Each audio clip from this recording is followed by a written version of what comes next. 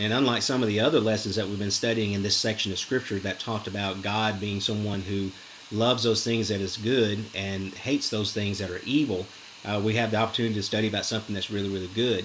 And with the Shunammite woman, you see such a thing as that.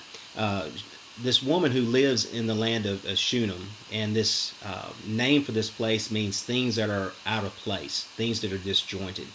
And it does seem appropriate that she would be living in such a place as that, because as this whole country is given over into idolatry in Israel, the northern kingdom, she is different. She's someone who's dedicated to doing those things that are right. She's someone who is going to help and be a helper of those things that are the truth. And we're going to see that as it plays out.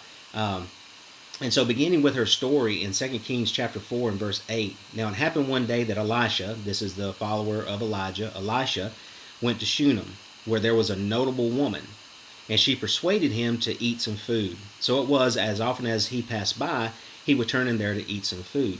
And so one of the things that you see at the beginning is she's called a notable woman, or a great woman, a good woman. And this is a term that's used repeatedly throughout the Bible to describe people of character that is worthy of paying attention to. It does not necessarily mean that she was a woman of great means, even though we know that she did have a servant. It doesn't mean that she had done some great, wonderful act that caused her to be notable. It just means that she was a woman that was worthy of paying attention to. And throughout the Scriptures we see this, and for my sisters in Christ, there's a lot of lessons in her story that I think will be of a special benefit to you as we study through this. You have some women in the Scriptures like, Mary or Martha. You have Ruth, Naomi, others that people look to in the Scriptures as being notable because of the great things they did, and we have their names preserved. But you also have some other women in the Scriptures, like the woman who washed Jesus' feet with her tears and dried it with her hair, or the woman who broke the alabaster flask of fragrant oil and prepared Jesus for his burial. Proverbs 31, that it seems almost made up woman, that's a worthy woman in Proverbs 31. And we study these characters because of what they did being worthy of paying attention to. And they serve as great encouragement even though we don't know the name. And one of the reasons why I sometimes think that maybe we're not given the name is because the name itself isn't important, but what they did was. And understanding that anyone, no matter what their name may be, can do the same types of things.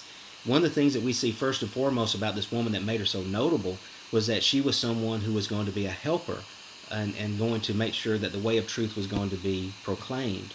This great man of God, as he's described in verse 9, 16, and 22, he's called a prophet of God. In verse 9, she said to her husband, "Look now, I know that this is a holy man of God."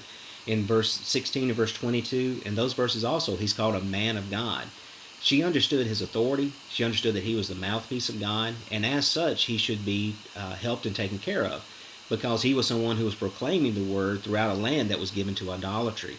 In 3 John verses 5 through 8, you see there that John talks about that the church sent forth people who were preaching and teaching in a manner that was worthy, because they did not accept anything from the Gentiles, but rather they sent them on their way, taking care of their needs themselves. And this is the way it ought to be, John says. And so when we are becoming fellow workers together in a congregational setting, we are the ones who are supposed to be paying for the preachers. We are the ones who are supposed to be paying for the gospel to be spread. There's going to be times where you have someone like Paul who may have to fend for himself and may even choose to work so that he's not a burden to some congregation. However, people of God have a responsibility, and it's a good thing that we take responsibility in sending people forth. But not just as congregations, but even as it is with this woman, that she saw an opportunity and she took advantage of it. Galatians chapter 6 talks about that as we have opportunity, let us do good to all, especially to those who are the household of faith. That's work that we're not supposed to grow weary or tired in doing. And because of her great devotion to the truth, this man Elisha was being taken care of. It says in verse 9 again, or in verse 8 rather, she persuaded him. The word that's used there for persuaded, it actually means that she forced him to come into her house to eat in her home. And she also, in verse 9, has her husband and says to him, "Look, I know that this is a holy man of God who passes by us regularly." And so she proposes in verse 10 to make a small upper room on the house. I've heard tell that in years gone by, there used to be called these Shunammite rooms. that some would build onto their homes or above their garages or somewhere else, so that when a visiting preacher would come through for gospel meetings and such, they would have a place to stay. From what I understand as well, that some congregations that used to build houses next to the church building at one time would call them a Shunammite room. And so this was something that carried forth even into our time period. But she asked for this room to be built onto the house so that they would be able to provide for him. And also notice that in that room, a table, a chair, a lampstand. So it would be whenever he comes to us, he can turn in there. And it happened one day in verse 11 that he came there and he turned into the upper room and he lay down there. And so in his frequent trips back and forth, and we're going to see this later, that he would often go not too far from there, and that would be his normal place where people would come to either worship or offer sacrifices or to get advice from him on certain days. And so he was constantly traveling, and this seemed to be part of his normal route. But one of the things to consider about this is that this woman did have indeed the heart of a servant. And one of the mistakes that I've seen people make often when it comes to this idea of being a servant is that we can go to extremes on two ends. One extreme that I've seen is that brethren who mean well will be very, very extravagant in what they do for others. And it almost makes the person that they're doing it for feel very uncomfortable. It's not something that they wanted. It's not something they desired.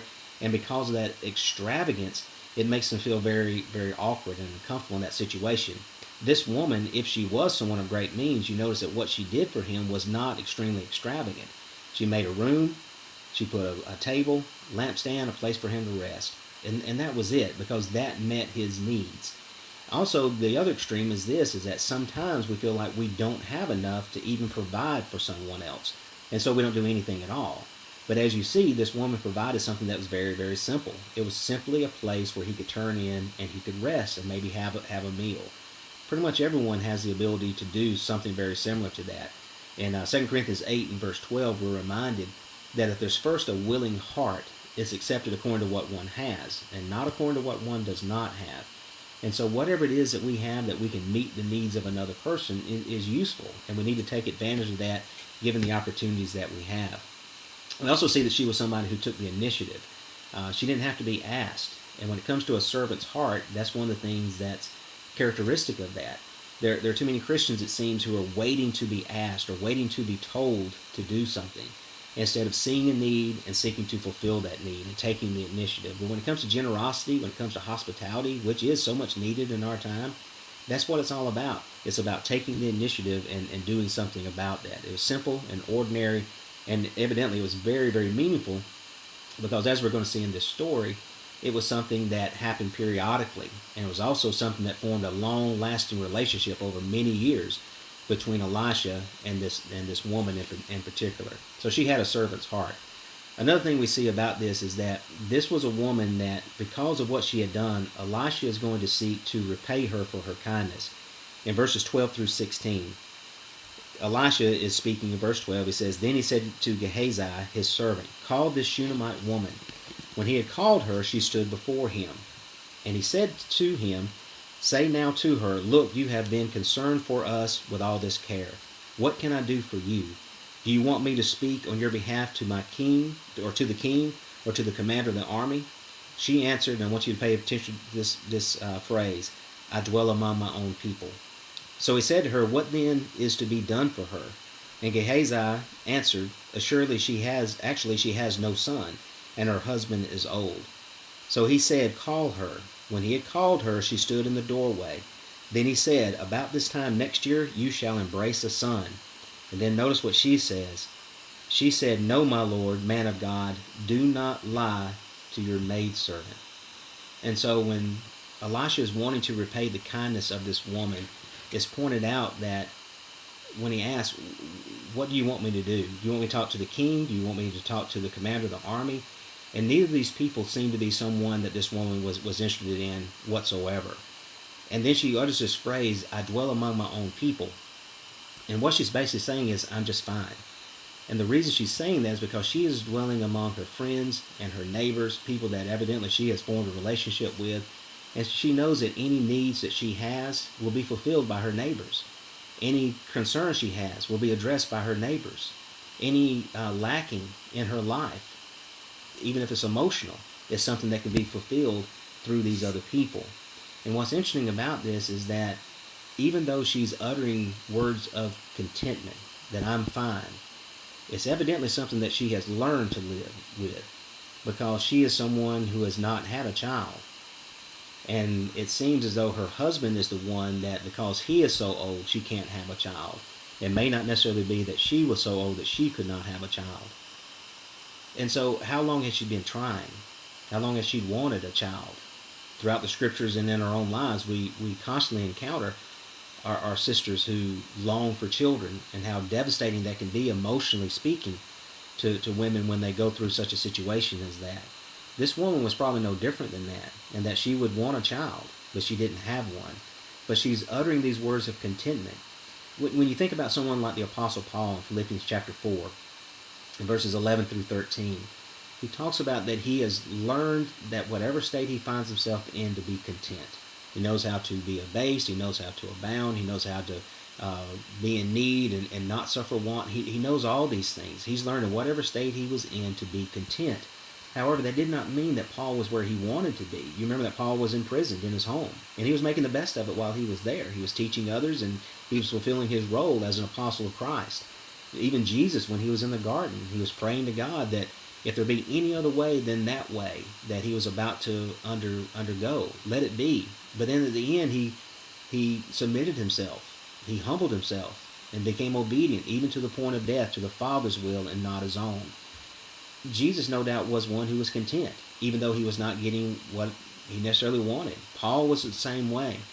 And what we have to understand is that being content does not mean that you have, and above anything else, it means that you don't have everything that you want. However, you know you're going to be fine because of who you're surrounded by. We're not only surrounded by the Lord, but we dwell among our own people. We have people all around us who are able to fulfill the needs that we have. People around us that will help us be fulfilled in being servants to them. Those who will come to our aid no matter what the situation may be. Even in the midst of what we're going through right now with the ice storms, you see so many homes that are being opened up, and people volunteering to bring food to the Tornos with their new child. And we see that constantly. The prayers being offered up for the Keiths and baby Daniel. All these things are wonderful things because of who we are and because we do dwell among our own people. But that contentment that we can have, knowing that we're going to be fine, does not mean that we have everything that we want. Godliness with contentment is great gain.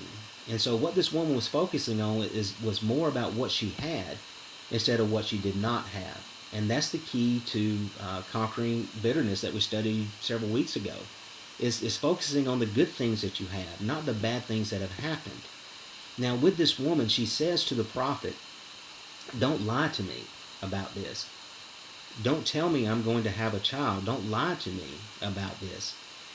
And I think when he was saying that, it touched upon the fact that she was hurting because of this. It was almost as if she was saying, don't get my hopes up. I know that's not going to be true.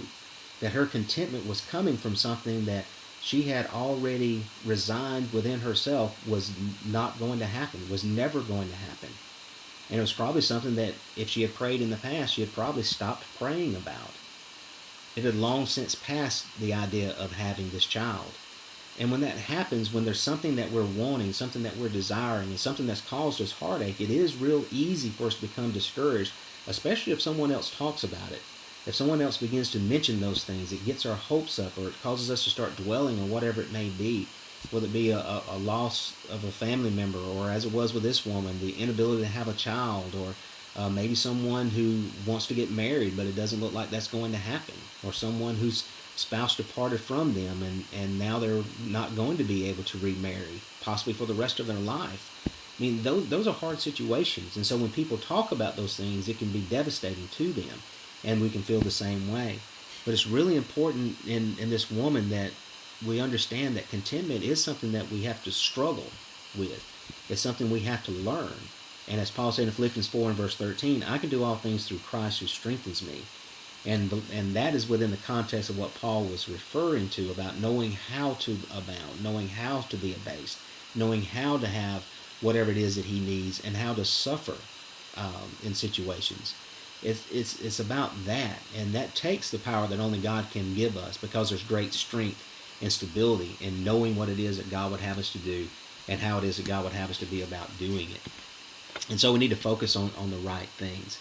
Another thing that you see in this woman's life when you go through the rest of this chapter, verses 17 through 37, is she's going to utter this phrase that it is well twice. And it's much like the one that she uttered earlier when she said, I dwell among my own people. But this is a little bit different. Starting at verse 17, this is going to be a little bit lengthier reading. But the woman conceived, this is about a year later, and as it was told to her, the woman conceived, and she bore a son, when the appointed time had come of which Elisha had told her would come. In verse 18, the child grew, and it happened one day that he went out to his father to the reapers. And he said to his father, my head, my head. So he said to a servant, carry him to his mother. That's typical of most dads. I don't know what's wrong. Take him to his mom. Let his mom take care of that. But he's hurting, and he's evidently several years old now because he goes out to the field, maybe to help. He has something that's wrong with him, possibly heat stroke, some commentators believe, and he's taken back to his mother. In verse 20, when he had taken him and brought him to his mother, he sat on her knees till noon, and then he died. And she went up, and she laid him on the bed of the man of God, and shut the door upon him, and went out. And so we see that when this happens, this woman who had not had a child, got her hopes up about having a child, she has the child, has this child with her for several years, and then when he dies upon her own knees, she takes him up and doesn't put him on his own bed, in his own room, but takes him and puts him in the room of the man of God, and upon his bed. Verse 22, so she calls to her husband and says, please send me one of the young men and one of the donkeys that I may run to the man of God and come back. He's confused by this, and evidently he doesn't know that the child has died, because in verse 23 it says, why are you going to him today? It is neither the new moon nor the Sabbath. And then she says this phrase, it is well. So if the father does not know that the child has died, and she's just going, it's confusing to him, because evidently on the new moon and the Sabbath is when people would go to Elisha to either have discussions with him or to offer sacrifices or whatever else it may be that was going on at that time. But so he's confused about, why are you going now? And then she says, it is well. This shows how much faith that she really had.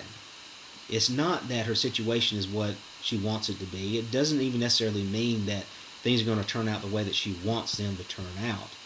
But she is saying, it's going to be all right. I'm going to do the right thing. I'm going to go to the right place. I'm going to talk to the right people. And then I know it's going to be okay. But she's not going to be denied what it is that she's wanting. And she's wanting to go to see this man of God. So they saddle the donkey and the servant, drive and go forward. Do not slacken the pace for me unless I tell you. And so he departed and went to the man of God at Mount Carmel. So it was when the man of God saw her afar off that he said to his servant Gehazi, look, the Shunammite woman, please run now to meet her and say to her, is it well with you? Notice the questions. Is it well with you? Is it well with your husband? Is it well with the child? And when that question is asked of her, she makes the same statement. It's fine. Everything's going to be okay. It's well. And so Gehazi is not knowing what's happening, the same as the husband doesn't know what's happening, because this woman is going to talk to the person that she needs to talk to. She needs to talk to the mouthpiece of God, this prophet, and to direct her supplications to God through him. So in verse 27, now when she came to the man of God at the hill, she caught him by the feet. But Gehazi came near to push her away. But the man of God said, let her alone, for her soul is in deep distress. He saw how hurt she was. And the Lord has hidden it from me and has not told me. So this was something that Elisha doesn't even know. And that's one of the things that you see in this story, is a tremendous amount of endurance that she is showing. That she's going to be like the woman who had the issue of blood for 12 years and how bad and difficult things had gotten in her life. But she knew that if she could just make it to Jesus, to touch the hem of his garment, that she could be healed of that. And Jesus admired her for the tremendous amount of faith that she had. Or the one who comes to Jesus with his child, or sends servants to Jesus about his child who is dying. And then after they approach, word is given that the child has died. Don't bother me any further. But no. It's a matter of, you need to have faith to endure.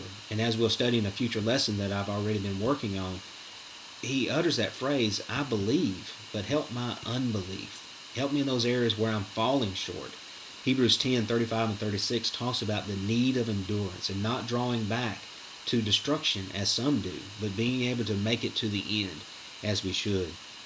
So Elisha doesn't know what it is that's wrong, only that this woman is in deep distress. So in verse 28, she says, "Did I ask a son of my Lord? Did I not say, 'Do not deceive me'?" In other words, I didn't ask for this. I was doing fine. I was dwelling among my people. I had everything that I needed. I was helping you and providing for others. And when you told me about this child, you got my hopes up, and it was something that was beyond my comprehension that it could even happen. But I had this child, and I didn't ask for this. But now he's been taken from me. So Elisha says to Gehazi in verse 29, "Get yourself ready and take my staff in your hand and be on your way. If you meet anyone, do not greet him, or if anyone greets you, do not answer him, but lay my staff on the face of the child." And the mother of the child said, "As the Lord lives and as your soul lives, I will not leave you." So she's not even going to go with Gehazi. Gehazi can do what Gehazi does, but she's going to stay with the prophet. And so she did not follow. So he arose and followed her. Now Gehazi went on ahead of them and laid the staff on the face of the child in verse 31, but there was neither voice nor hearing. Therefore he went back to meet him and told him, saying, "The child has not awakened." When Elisha came into the house, there was the child, lying dead on his bed. He went in therefore, shut the door behind the two of them, and prayed to the Lord. And he went up and lay on the child, and put his mouth on his mouth, and his eyes on his eyes, and his hands on his hands. And he stretched himself out on the child, and the flesh of the child became warm. He returned and walked back and forth in the house, and again he went up and stretched himself out on him. Then the child sneezed 7 times, and the child opened his eyes. I have no idea why they sneeze 7 times. I know there's people when they start sneezing, they sneeze over and over and over again, and evidently this child did.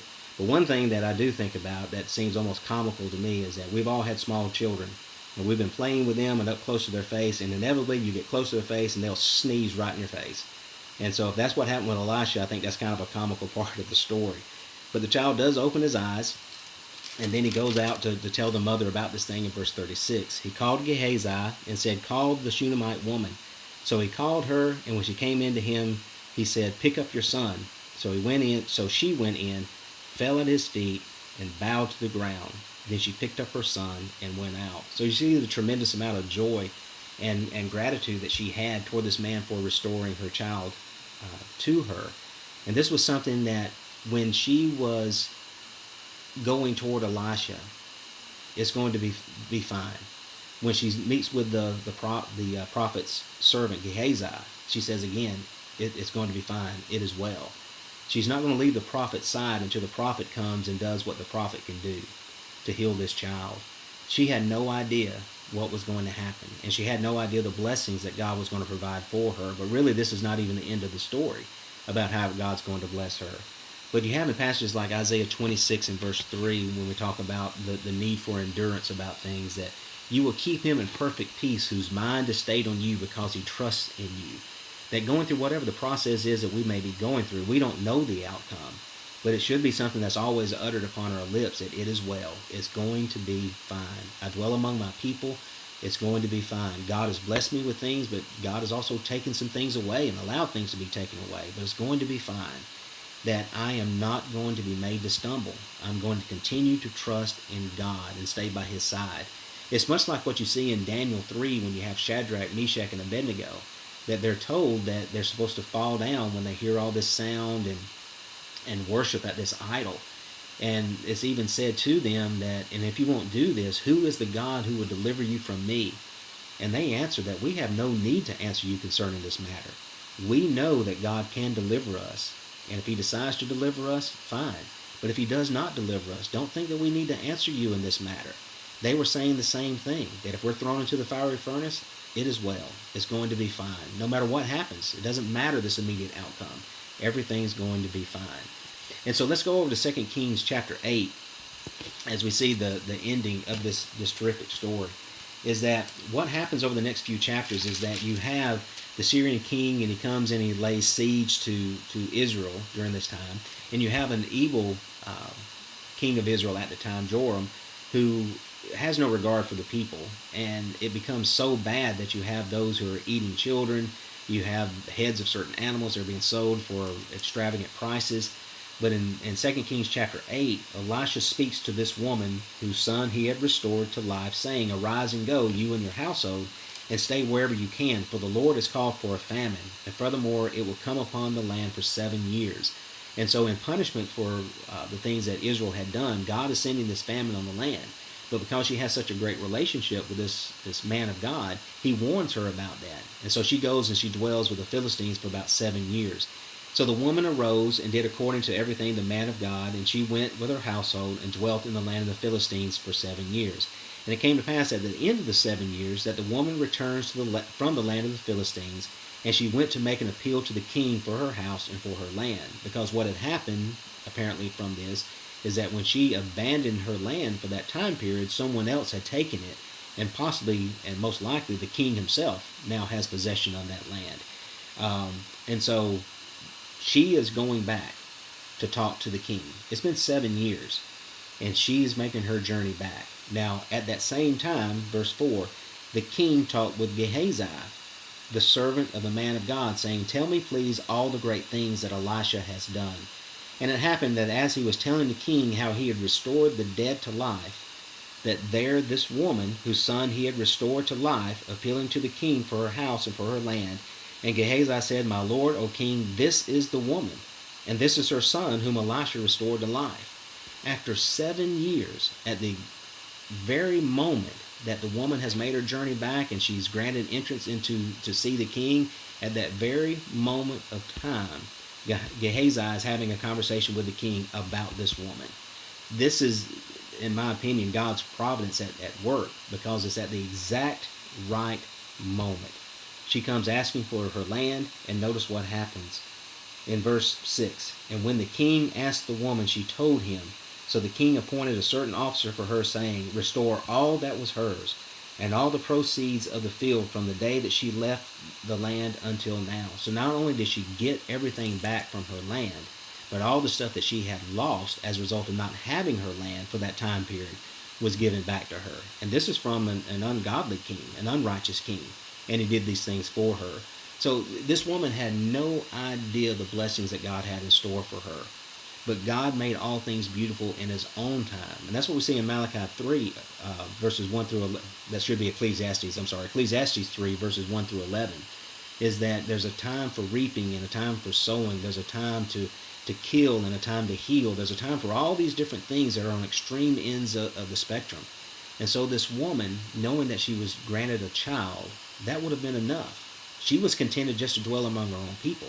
But she was given a child, she lost the child. She had land, she lost land. But then at the end, she has both her child and her land and her possessions. And so God came through in a magnificent way. And it is indeed true that God makes all things beautiful in his own time. And that's a wonderful story. But as I said a few moments ago, when you think about this Shunammite woman, Shunam means out of place. Something doesn't fit right. And with this woman, you see that throughout her life, that she's in a land that's filled with idolatry, yet she is different.